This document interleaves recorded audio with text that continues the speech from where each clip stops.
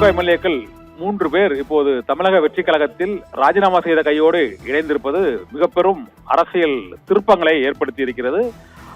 இப்போது இடைத்தேர்தல் நடைபெறுவது 4 தொகுதிகளில் உறுதியாகி இருக்கிறது. ஆனால் அந்த எண்ணிக்கை 4 அல்லது மேலும் எண்ணிக்கை அதிகரித்து 16 தொகுதிகள் வரை இடைத்தேர்தல் நடைபெறுவதற்கான வாய்ப்பு இருக்கிறதா என்ற கேள்வி எழுந்திருக்கிறது. ஏனென்றால் தமிழக வெற்றி கழகத்தை பொறுத்தவர்கள் அவர்கள் தனித்து 107 தொகுதிகளில் வெற்றி பெற்றிருக்கிறார்கள். அவர்களுக்கு பெரும்பான்மைக்கு தேவை மேலும் 11. இப்போது இந்த எம்எல்ஏக்கள் ராஜினாமா தொடர்பாக சபாநாயகர் ஜே.சி.டி. பிரபாகரன் தலைமைச் செயலகத்தில் உள்ள சட்டப்பேரவை சபாநாயகர் அலுவலகத்தில் செய்தியாளர்களை சந்திக்கிறார். அந்த காட்சிகளை நாம் இப்போது பார்க்க இருக்கிறோம். 3 பேர் ராஜினாமா தொடர்பாக சபாநாயகர் ஜே.சி.டி. பிரபாகரன் பேட்டியளிக்கும் காட்சியை இப்போது பார்க்கலாம்.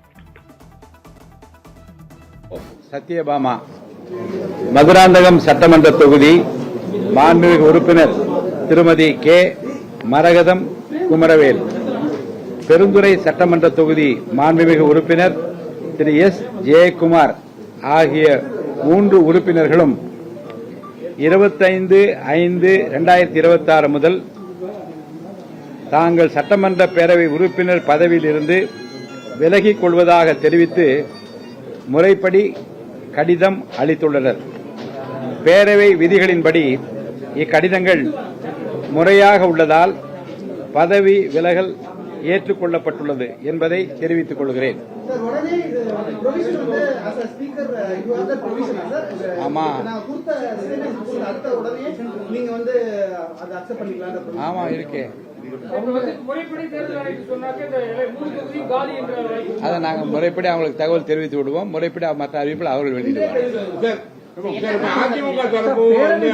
பேரவை விதி எதன் அடிப்படையில் அவங்களுடைய கடிதம் ஏற்றுக்கொள்ளப்பட்டு ராஜினாமா ஏற்றுக்கொள்ளப்பட்டிருக்கிறது. அதாவது கடிதம் அளிக்கின்ற உறுப்பினர் தங்களுடைய கடிதத்தை சொந்த கையெழுத்தின் மூலமாக, டைப்டு லெட்டர் கிடையாது, தங்கள் கையெழுத்தினால் எழுதி தாங்கள் கையொப்பமிட்டு நேரில் அளிக்கலாம் என்பது ஒரு விதி. 2வது, வேறு யாரும் நம்பகமான வேறு யாரும் மூலமாக அனுப்பியிருந்தால் அவர்களை பற்றி நான் விசாரித்து அது ஏற்புடையதாக இருந்தால் அதை ஏற்றுக்கொள்ளலாம். ஆனால் இங்கே 3 பேரும் தனித்தனியாக அவர்களே வந்தார்கள். கைப்பட தங்கள் கடிதத்தை அவர்களே எழுதி என்னிடம் அளித்தார்கள். எனவே அதை நான் உடனடியாக ஏற்றுக்கொண்டிருக்கிறேன்.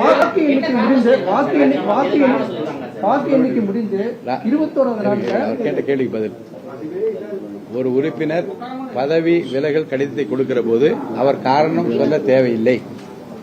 இன்று முதல் இப்பொறுப்பிலிருந்து விலகிக் கொள்கிறேன் என்கின்ற அந்த வாசகங்கள் இருந்தால் போது விதிகள் உட்பட ஏற்றுக்கொண்டிருக்கிறேன்.